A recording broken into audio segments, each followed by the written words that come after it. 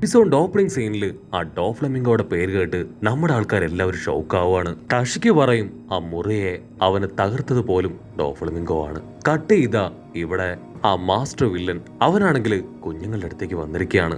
ഉസോപ്പിനും നാമിക്കുവാണെങ്കിൽ എന്താ ചെയ്യേണ്ടതെന്ന് അറിയില്ല. കാരണം അവർക്ക് അത്രയധികം സ്ട്രെങ്ത് ഒന്നും ഇല്ല ആ വില്ലനുമായിട്ട് ഫൈറ്റ് ചെയ്യാൻ. ആ വില്ലനാണെങ്കിൽ ഇപ്പൊ നമ്മുടെ ആൾക്കാരെ നോക്കും.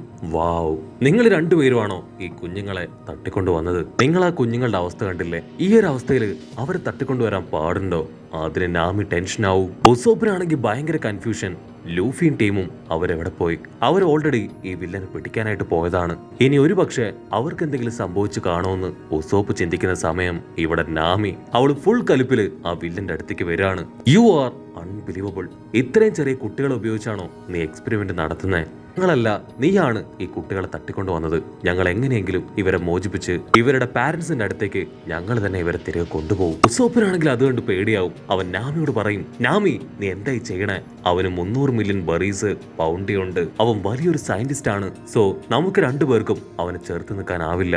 ആവശ്യമില്ലാതെ വെല്ലുവിളിച്ച് പ്രശ്നം വഷളാക്കരുത്. നമ്മുടെ ആൾക്കാർ ഇപ്പൊ എവിടെയാണെന്ന് പോലും നമുക്കറിയില്ല. നാമിയാണെങ്കിൽ അപ്പോഴും നിർത്താതെ അവനെ ചീത്ത വിളിച്ചുകൊണ്ടേയിരിക്കും. ഒരു കാരണവശാലും ആ കുഞ്ഞുങ്ങളെ വിട്ടു തരില്ല. ആ കുഞ്ഞുങ്ങളോട് സംസാരിച്ചപ്പോ തന്നെ ഞങ്ങൾക്ക് മനസ്സിലായി അവരെ നിങ്ങൾ അവരുടെ പാരന്റ്സിന്റെ കയ്യിൽ നിന്ന് തട്ടിക്കൊണ്ടു വന്നതാണെന്ന്. എന്റെ ഊഹം കറക്റ്റ് ആണെങ്കിൽ തീർച്ചയായിട്ടും ഇതുപോലെ തന്നെ ഇവരുടെ പാരന്റ്സും അവർക്ക് വേണ്ടി കാത്തിരിക്കുകയായിരിക്കും. ആരൊക്കെ തടഞ്ഞാലും ലൂഫിയുടെ ടീംമേറ്റ്സ് ആണ് ഞാനെങ്കിൽ ഉറപ്പായാലും ഇവരെ ഞാൻ രക്ഷിക്കും. വില്ലനാണെങ്കിൽ അത് കേട്ട് പൊട്ടിച്ചിരിക്കും. നിങ്ങൾക്ക് ഇവരെ തിരികെ കൊണ്ടുപോകാനാവില്ല. ഇവർക്ക് ഏറ്റവും ഫേവറേറ്റ് ഞാനെന്ന മാസ്റ്ററാണ്. നിങ്ങൾ ഇവരെ എവിടേക്ക് കൊണ്ടുപോയാലും മാസ്റ്റർ മാസ്റ്റർ എന്ന് വിളിച്ച് ഇവർ തിരികെ എന്റെ അടുത്തേക്ക് തന്നെ ഓടി വരും. അവനത് പറയേണ്ട താമസം കുഞ്ഞുങ്ങളാണെങ്കിൽ ഇപ്പൊ മാസ്റ്റർ എന്ന് നിലവിളിച്ച് അവന്റെ അടുത്തേക്ക് പോവാണ്. ഉസോപ്പും നാമിയും അവരെ കൊണ്ട് പറ്റും പോലെ കുഞ്ഞുങ്ങളെ തടയാൻ ശ്രമിക്കും. പക്ഷെ അവര് വമ്പ ഫോഴ്സിൽ നമ്മുടെ ആൾക്കാർ രണ്ടുപേരെയും അടിച്ച് തെറിപ്പിക്കും. ഉസോപ്പാണെങ്കിൽ സീഡ് വെച്ച് അറ്റാക്ക് ചെയ്ത് അവരെ തടയാൻ ശ്രമിക്കും. ഉടനെ നാമി അത് തടയും. മറ്റൊരു ഭാഗത്ത് ചെയിനിൽ ഓൾറെഡി ലോക്ക് ചെയ്തിട്ടിരിക്കുന്ന കുഞ്ഞുങ്ങള് അവരും ആ ചെയിൻ പൊട്ടിക്കാനായിട്ട് കഷ്ടപ്പെടുകയാണ്. അടുത്ത നിമിഷം അവർ ആ ചെയിനൊക്കെ തകർത്ത് വില്ലന്റെ അടുത്തേക്ക് പാഞ്ഞു വരികയാണ്. വില്ലനാണെങ്കിൽ ഭയങ്കര സന്തോഷം. കാരണം അത്രയും ചെറിയ കുട്ടികള് ആ ചെയിൻ പോലും ഇപ്പൊ തകർത്തിരിക്കുകയാണ്. അവരുടെ പവർ അത് അത്രമേൽ ഇൻക്രീസ് ആയി. നാമി ഉസോപ്പിനോട് പറയും, നമ്മുടെ മുൻപിൽ ഇപ്പൊ വേറെ വഴിയില്ല. ആ വില്ലനെ അവരെ തകർക്കാതെ കുഞ്ഞുങ്ങളെ രക്ഷിക്കാനോ ഇവിടുന്ന് കൊണ്ടുപോകാനോ കഴിയില്ല. ഉസോപ്പ് ആണെങ്കിൽ ഒരു ഫയർ ബേർഡിനെ ക്രിയേറ്റ് ചെയ്ത് വില്ലന്റെ നേർക്ക് ആഞ്ഞടിക്കും. അതാണെങ്കിൽ വില്ലന്റെ ബോഡിയിലൂടെ കടന്നുപോയി ഇല്ലാതാവും. ആക്ച്വലി ആ വില്ലന് എയറിലുള്ള എല്ലാ കാറ്റിനെയും അവന്റെ രീതിയിലായിട്ട് മാനിപ്പുലേറ്റ് ചെയ്യാൻ പറ്റും. സയന്റിഫിക്കലി ഒരുപാട് നാൾ അവൻ നടത്തിയ റിസർച്ചിന്റെ ഫലമായിട്ട് അവന് കിട്ടിയ ഒരു എക്സ്ട്രാ ബോണസ്. വില്ലനാണെങ്കിൽ ഇപ്പൊ എയറിലെ ഓക്സിജൻ അതങ്ങനെ അബ്സോർബ് ചെയ്തെടുക്കുകയാണ്. ഉടനെ ഉസോപ്പ് ആണെങ്കിൽ കഴുത്തിൽ ടൈറ്റായിട്ട് പിടിച്ച് താഴേക്ക് വീഴും. ഇതുപോലെ തന്നെയാണ് നമ്മുടെ ആൾക്കാരെ എല്ലാവരെയും അവൻ തളർത്തി താഴെയിട്ടത്. അടുത്തതായിട്ട് നാമിയും ഇപ്പോ കൺട്രോൾ പോയി താഴേക്ക് വീഴും. കുഞ്ഞുങ്ങളാണെങ്കിൽ മാസ്റ്ററിന് റൗണ്ട് ചെയ്ത് കാൻഡിക്കായി ബഹളം വെക്കും. മാസ്റ്റർ വില്ലൻ ആ കുഞ്ഞുങ്ങളോട് പറയും, നിങ്ങൾക്ക് എല്ലാവർക്കും ഇഷ്ടം പോലെ കാൻഡി തരാം. അതിനു മുൻപ് നിങ്ങളെ തട്ടിക്കൊണ്ടുവന്ന് ഈ അവസ്ഥയിലാക്കിയ ഇവരെ നിങ്ങൾ തല്ലിക്കൊല്ലണം. അത് കേട്ട് കുഞ്ഞുങ്ങളും അവരെ കൊല്ലാൻ തയ്യാറെടുക്കും. കുട്ടികളാണെങ്കിൽ കയ്യിൽ കിട്ടിയ കല്ല്, കമ്പ് അങ്ങനെ എല്ലാം എടുത്ത് നമ്മുടെ ആൾക്കാരെ അറ്റാക്ക് ചെയ്യാൻ ഓടിയെടുക്കും. രണ്ട് കുട്ടികള് വലിയൊരു പൈപ്പ് എടുത്ത് നമ്മുടെ ആൾക്കാരുടെ തലയിലേക്ക് ഇടാൻ അങ്ങനെ ഓങ്ങി നിൽക്കും. പക്ഷെ അടുത്ത സെക്കൻഡ് ആ പൈപ്പ് ആരോ ചവിട്ടി തെറിപ്പിക്കുകയാണ്. നമ്മുടെ ആൾക്കാർ ഷോക്കായിട്ട് ചുറ്റും നോക്കും. അപ്പൊ അവർ കാണും സാക്ഷാൽ ബ്രൗൺ ബിയേർഡിനെ. അവനാണ് ആ പൈപ്പ് ചവിട്ടി തെറിപ്പിച്ചത്. ബ്രൗൺ ബിയേർഡ് ആ വലിയ പൈപ്പ് തൂക്കിയെടുത്ത് ഇപ്പൊ സീസർ വില്ലനെ അച്ചരം പൊച്ചറ അടിക്കുകയാണ്. സീസർ ഓൾറെഡി ഫോഗ് ആയതുകൊണ്ട് തന്നെ അവന് ആ അടി ഒന്നും തന്നെ കൊള്ളില്ല. പക്ഷെ എന്താ, ഇപ്പൊ ഉസോപ്പിന്റെയും നാമിയുടെ മേലുള്ള കൺട്രോൾ പോയി നമ്മുടെ ആൾക്കാർ ഫ്രീ ആവും. ബ്രൗൺ ബിയേർഡ് ദേഷ്യപ്പെട്ട് പറയും, ഒരു കാരണവശാലും നിന്നെ ഞാൻ വെറുതെ വിടില്ല. നിന്നെ വിശ്വസിച്ച് നിനക്ക് വേണ്ടി നിന്റെ കൂടെ നിന്ന എന്നെ തന്നെ നീ ചതിക്കാൻ ശ്രമിച്ചു അല്ലേ? അപ്പോഴായിരിക്കും ആ മാസ്റ്റർ സീസറിന് അതാരാണെന്ന് മനസ്സിലാവുക. ഓ, നീയാണല്ലേ സാക്ഷാൽ ബ്രൗൺ ബിയേർഡ്. നിനക്ക് എന്തു പറ്റി? നീ എന്റെ ടീമല്ലേ? നിന്റെ ബോഡിയിൽ എന്താ ഇത്രയും പരിക്കൊക്കെ പറ്റിയിരിക്കണേ? അതിന് ബ്രൗൺ ബിയേർഡ് ടെൻഷനായിട്ട്, നീയല്ലേ അസിസ്റ്റൻസിനെ വിട്ട് എന്നെ കൊല്ലാനായിട്ട് പറഞ്ഞത്? സ്നെയിലിലൂടെ നീ അവർക്ക് കൊടുത്ത മെസ്സേജ് അത് ഞാൻ കേട്ടു. അവരാണ് എന്നെ അറ്റാക്ക് ചെയ്ത് ഈ കോലത്തിലാക്കിയത്. പക്ഷെ ഞാൻ രക്ഷപ്പെട്ടു. നിന്നെ കൊല്ലാനായിട്ട് ഞാൻ തിരികെ വന്നു പറഞ്ഞ് വീണ്ടും വീണ്ടും അവൻ സീസറിനെ അടിച്ചുകൊണ്ടേയിരിക്കും. അപ്പോഴായിരിക്കും സീസറിന് അവൻ പറഞ്ഞു വിട്ട ആ ജയന്റുകളെ ഓർമ്മ വരിക. ഓ ഐ സി, ആ ജയന്റുകളെയാണ് ഞാൻ നിന്നെ കൊല്ലാൻ ഏൽപ്പിച്ചു വിട്ടത്. അവറ്റുകൾ നിന്നെ കൊന്നില്ലേ? അപ്പൊ അവറ്റുകളും നിന്നെ പോലെ യൂസ്ലെസ് ആണല്ലേ എന്ന് പറഞ്ഞ് അവൻ വീണ്ടും ഇപ്പൊ അവനെ കളിയാക്കി ചിരിക്കും. ബ്രൗൺ ബിയേർഡിനാണെങ്കിൽ ഇപ്പൊ നല്ല വിഷമമാണ്.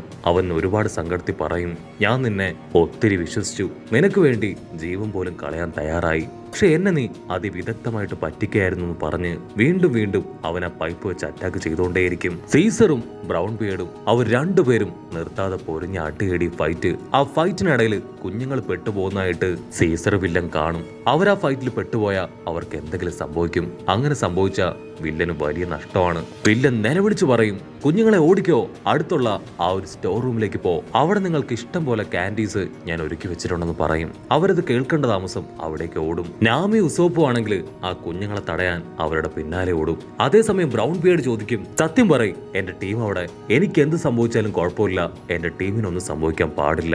അതിനാ വില്ലൻ പറയും, നിനക്കിപ്പോ ടീമൊന്നുമില്ല, നിന്റെ ടീമിലുള്ള എല്ലാവരെയും ഞാൻ എന്റെ എക്സ്പെരിമെന്റിന് ഇരയാക്കി. നീയും നിന്റെ ടീമിലുള്ള ബാക്കിയുള്ളവരെല്ലാവരും എന്റെ എക്സ്പെരിമെന്റ് ടൂളാണ്. സോ ഇനി നീ ഇവിടെ കിടന്ന് മാസ്റ്റർ ചമയാൻ നിൽക്കരുത്. ടു വേൾഡിൽ നിന്ന് ഓടി വന്ന യൂസ്ലെസ് ആയിട്ടുള്ള പൈററ്റ്സ് ആണ് നിങ്ങൾ. സോ എന്റെ മുമ്പിൽ നിൽക്കാൻ പോലും നിനക്ക് യാതൊരു അവകാശവും ഇല്ല. ബ്രൗൺ ബിയർഡിന്റെ കൺട്രോൾ പോയി അവൻ ആ പൈപ്പ് എടുത്ത് ആഞ്ഞു വീശും. ആ സമയം സീസർ മുൻപ് കണ്ട ആ പാത്രം തുറന്ന് നല്ല ഫോഴ്സിൽ ആഞ്ഞടക്കുകയാണ്. അടുത്ത നിമിഷം അവിടെ വലിയൊരു പൊട്ടിത്തെറി ഉണ്ടാവും. നാമിയും ഉസോപ്പും അതുകൊണ്ട് ഒരു സെക്കൻഡ് ഫ്രീസ് ആവും. ഉടനെ ആ വില്ലനാണെങ്കിൽ അവർ രണ്ടുപേരെയും കഴുത്തിൽ തൂക്കിയെടുക്കുകയാണ്. അതിനുശേഷം വീണ്ടും അത് അവൻ ഓപ്പൺ ചെയ്ത് അടയ്ക്കും.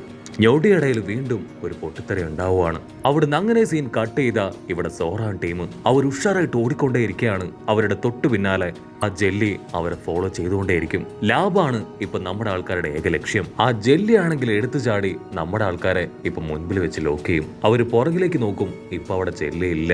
ലേക്കിന്റെ ഓപ്പോസിറ്റ് ഉണ്ടായിരുന്ന അതിപ്പോ മുഴുവനായിട്ടും നമ്മുടെ ആൾക്കാരുടെ അടുത്തേക്ക് എത്തിയിരിക്കുകയാണ്. സാമുറായി ആണെങ്കിൽ അതൊന്നും കണ്ട് ടെൻഷൻ ആവില്ല. ആളുടെ ലക്ഷ്യം ആൾക്ക് നഷ്ടപ്പെട്ടു പോയ ആളുടെ മകനെ വീണ്ടെടുക്കുക എന്ന് മാത്രമാണ്. ആളാണെങ്കിൽ വീണ്ടും വീണ്ടും ലാബ് ലക്ഷ്യമാക്കി ഓടും. മറ്റൊരു ഭാഗത്ത് G5ന്റെ സോൾജിയേഴ്സ് അവരാണെങ്കിൽ ഇപ്പൊ ഡോറിനെ തല്ലി തകർക്കാൻ ശ്രമിക്കും. ഉടനെ അവരുടെ നേർക്കും ഇപ്പൊ സ്ലൈം വരാണ്. മറ്റൊരു ഭാഗത്ത് ലാബില് വെർഗോ, ഓണറ്റ്, കൂട്ടിനുള്ളില് നമ്മുടെ ആൾക്കാരെല്ലാവരും. അപ്പൊ ലോങ് ഷോട്ടിലായിട്ട് ചോപ്പർ അവൻ ഈ കാര്യങ്ങളെല്ലാം ഒരു ബുക്കിന്റെ ഇടയിലൂടെ ഒളിഞ്ഞു നോക്കിക്കൊണ്ടിരിക്കുകയാണ്. ആ മരുന്നിന്റെ ചേരുവകളെല്ലാം തന്നെ മനസ്സിലാക്കി ഇനി എങ്ങനെയെങ്കിലും നമ്മുടെ ആൾക്കാരെ അവിടുന്ന് രക്ഷിക്കണം. ചോപ്പർ ആണെങ്കിൽ പെട്ടെന്ന് എന്തോ ഒരു ശബ്ദം കേട്ട് പേടിച്ച് നിലവിളിക്കും. മറ്റൊരു ഭാഗത്താണെങ്കിൽ കുഞ്ഞുങ്ങളെ എയർഷിപ്പിൽ കയറ്റി അതേ ബിസ്ക്കറ്റ് റൂമിലേക്ക് തന്നെ തിരികെ കൊണ്ടുപോയിക്കൊണ്ടിരിക്കുകയാണ്.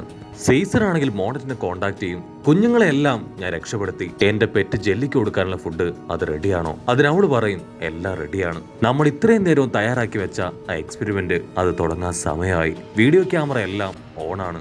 എല്ലാ റിസീവറിലും എന്നെ കണക്ട് ചെയ്യാൻ പറയും. അവിടുന്ന് അങ്ങനെ സീൻ ബ്ലാക്ക് ഔട്ട് ചെയ്ത ബ്രൗൺ ബിയർഡ് ആണെങ്കിൽ ഒരുപാട് പൈപ്പുകൾക്കിടയിൽ ബോധമില്ലാതെ കിടക്കുകയാണ്. ഉസോപ്പും നാമിയും അവരും മറ്റൊരു ഭാഗത്ത് ബോധം കെട്ട് കിടക്കും. ഉടനെ ബ്രോഡ്കാസ്റ്റ് സൗണ്ട് അവിടെ മുഴുവൻ സ്പ്രെഡ് ആവുകയാണ്. വില്ലൻ പറയും 4 വർഷങ്ങൾക്ക് മുൻപുണ്ടായ വലിയൊരു പൊട്ടിത്തെറി അതിലും ഭീകരമായിട്ട് ഞാൻ റീക്രിയേറ്റ് ചെയ്തിരിക്കുകയാണ്. പുതിയ ഒരുപാട് കാര്യങ്ങൾ ആഡ് ചെയ്തിട്ട് ഈ ഒരു എക്സ്പ്ലോഷർ അല്ലെങ്കിൽ എക്സ്പെരിമെന്റ് ഞാൻ ബിസിനസ് ചെയ്യാൻ ആഗ്രഹിക്കുകയാണ്. ആർക്ക് വേണമെങ്കിലും ഇത് ബൈ ചെയ്യാം. ശരിക്കും ഇതിവൻ ടെലികാസ്റ്റ് ചെയ്യുന്നത് ന്യൂ വേൾഡിലുള്ള എല്ലാ പൈററ്റ്സിനും കൂടെയാണ്.